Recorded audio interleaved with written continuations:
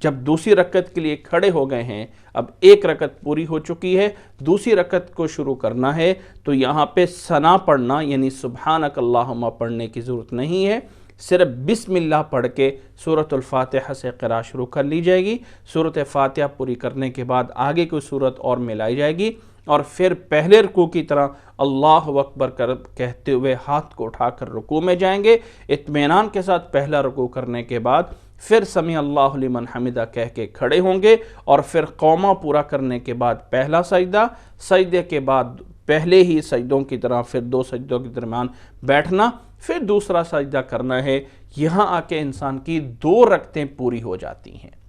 اگر انسان نے جو ہے 2 رکعتوں والی نماز پڑھ رہا ہے تو دوسرے سجدے کے بعد جو ہے وہ تشہد میں بیٹھنا ہے اور آخر میں سلام پھیر دینا ہے۔ اور اگر انسان نے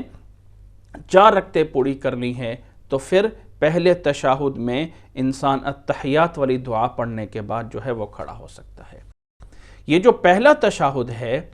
اس میں بیٹھنے کا طریقہ اللہ کے نبی صلی اللہ علیہ وسلم سے وہی ہے۔ حضرت ابو حمید الساعدی رضی اللہ تعالی عنہ نے جو بیان فرمایا ہے کہ فَإِذَا جَلَسَ فِي الرَّكْعَتَيْنِ جَلَسَ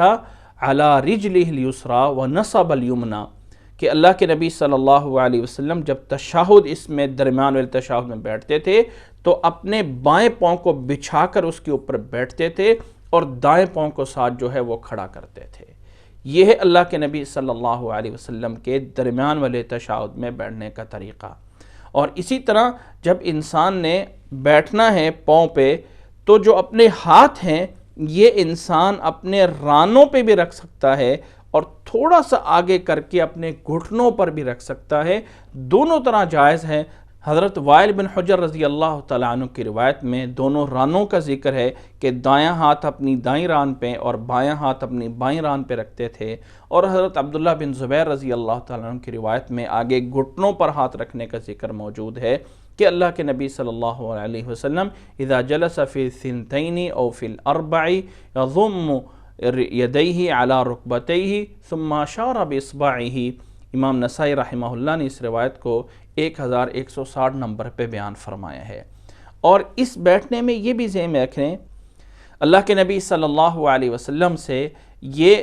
دائیں ہاتھ کو جب تشہد میں رکھ لیا جاتا ہے تو اس کی شہادت والی انگلی سے اشارہ کرنا ہوتا ہے، اور اس میں 3 طریقے موجود ہیں۔ پہلا طریقہ تو یہ ہے کہ اس کو 53 کی گرہ کہا جاتا ہے کہ انسان 3 انگلیاں بند کر لے اور اس انگوٹھے کو شہادت کی انگلی کے جڑ میں رکھے اور شہادت کی انگلی کو سیدھا کر کے رکھا جائے۔ اس طرح کر کے اللہ کے نبی صلی اللہ علیہ وسلم کا ایک طریقہ ہے۔ دوسرا طریقہ یہ ہے کہ پوری کی پوری 3 انگلیوں کو بند کر لیا جائے اور انگوٹھا ان کے اوپر رکھ کر اس شہادت والی انگلی سے اشارہ کیا جائے۔ حضرت عبداللہ بن عمر رضی اللہ تعالیٰ عنہ کی روایت جو مسلم میں موجود ہے اس میں یہ دونوں طریقے موجود ہیں۔ اور ایک تیسرا طریقہ جسے حضرت وائل بن حجر رضی اللہ تعالیٰ عنہ نے ابن ماجہ رحمہ اللہ کی روایت میں بیان فرمایا ہے کہ اللہ کے نبی صلی اللہ علیہ وسلم 2 چھوٹی انگلیوں کو بند کر کے درمیان والی انگلی اور انگوٹھے سے حلقہ بناتے اور اس طرح کر کے شہادت کی انگلی سے اشارہ کرتے۔ تو یہ اس طرح کر کے ان تینوں طریقوں میں سے کسی طرح بھی اس میں جو ہے وہ انگلی کو تشہد میں جو ہے وہ اٹھا کے رکھنا ہے۔ اور اللہ کے نبی صلی اللہ علیہ وسلم سے یہ جو انگلی اٹھانا ہے یہ پورے تشہد میں ہے۔ التحیات جب سے شروع کرنی ہے اور سلام پھیرنے تک پورے تشہد میں انگلی کو اٹھانا ہے، نہ یہ ہے کہ یہ انگلی کا جو ہے وہ اٹھانا جو ہے وہ صرف اور صرف اشہد ان لا الہ الا اللہ پہ اٹھایا جائے گا اور پھر نیچے رکھ لیا جائے گا۔ اللہ کے نبی صلی اللہ علیہ وسلم اس کا کوئی ذکر موجود نہیں ہے۔ پورے کے پورے تشہد میں انگلی کو اٹھایا جائے گا، اور اللہ کے نبی صلی اللہ علیہ وسلم سے اس انگلی کے اشارے میں 3 الفاظ ثابت ہیں، اشارہ، نصبہ، حرکہ، کہ انگلی سے اشارہ کرتے تھے، اسے گاڑ کے رکھتے تھے، اسے حرکت دیتے تھے۔ اور حرکت دینے میں یہ بھی الفاظ موجود ہیں کہ وَكَانَ يَدْعُو بِهَا، اس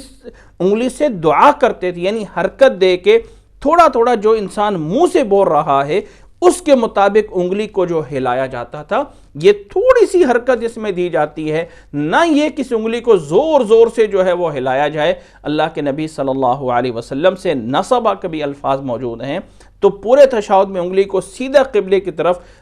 روک کے بھی رکھا جا سکتا ہے، تھوڑی سی حرکت بھی دی جا سکتی ہے، یہ اللہ کے نبی صلی اللہ علیہ وسلم سے اس انگلی کے اشارہ کرنے کا جو ہے وہ طریقہ ہے۔ اور جب تشہد میں بیٹھنا ہے تو نظر کو جو ہے وہ اس انگلی کے اوپر رکھنا ہے جس سے اشارہ کیا گیا ہے۔ حضرت عبداللہ بن زبیر رضی اللہ تعالیٰ عنہ کی روایت جس میں فرماتے ہیں کہ وَأَشَارَ بِالسَّبَّابَةِ لَا يُجَاوِزُ بَصَرُهُ إِشَارَتَهُ۔ امام نسائی نے اس کو 1274 نمبر پہ بیان فرمایا ہے کہ اللہ کے نبی صلی اللہ علیہ وسلم جب انگلی سے اشارہ کرتے تھے تو اپنی نظر وہیں پہ رکھتے تھے، نظر اس انگلی سے آگے جو ہے وہ نہیں جاتے تھی۔ اس طرح کر کے انسان اس پہلے تشہد میں بیٹھے گا اور بیٹھنے کے بعد پھر التحیات پڑھی جائے گی۔ التحیات للہ والصلوات والطیبات السلام علیک ایہا النبی ورحمۃ اللہ وبرکاتہ، السلام علینا وعلی عباد اللہ الصالحین،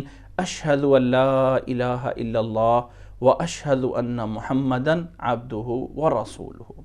یہاں کہ یہ تشہد پورا ہو جاتا ہے، انسان اس پہلے تشہد میں اجازت ہے کہ درود شریف بھی پڑھ لے، اور یہاں تک یہ بھی اجازت ہے کہ انسان دعائیں بھی پڑھ سکتا ہے جو درود شریف کے بعد ہوتی ہیں۔ حضرت عائشہ رضی اللہ تعالیٰ عنہ سے مسلم کی روایت میں یہ ثابت ہے کہ اس پہلے تشہد میں اللہ کے نبی صلی اللہ علیہ وسلم نے درود شریف بھی پڑھا اور دعائیں بھی پڑھی، لیکن جائز ہے کہ صرف تشہد پڑھنے کے بعد انسان جو ہے وہ تیسری رکعت کے لیے اگر کھڑا ہونا چاہتا ہے، 4 رکعتیں پڑھنی ہے تو پھر تیسری رکعت کے لیے جو ہے وہ کھڑا ہو جائے گا، اور جب تیسری رکعت کے لیے کھڑا ہونا ہے تو کھڑے ہونے کا وہی عمل ہے، دونوں ہاتھوں کو بند کر کے اس طرح کر کے زمین پہ رکھا جائے گا، اور پھر سب سے پہلے گھٹنوں کو اٹھایا جائے گا اور آخر میں ہاتھوں کو اٹھا کر سیدھا کھڑے ہوں گے۔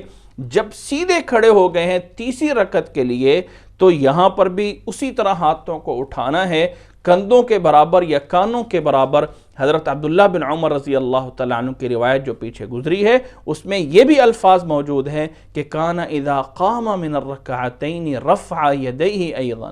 کہ اللہ کے نبی صلی اللہ علیہ وسلم جب 2 رکعتوں سے اٹھتے تھے تیسری رکعت کے لیے تو کھڑے ہو کر اپنے دونوں ہاتھوں کو برابر اسی طرح اٹھاتے تھے۔ یہ روایت بھی بخاری میں جو ہے وہ موجود ہے۔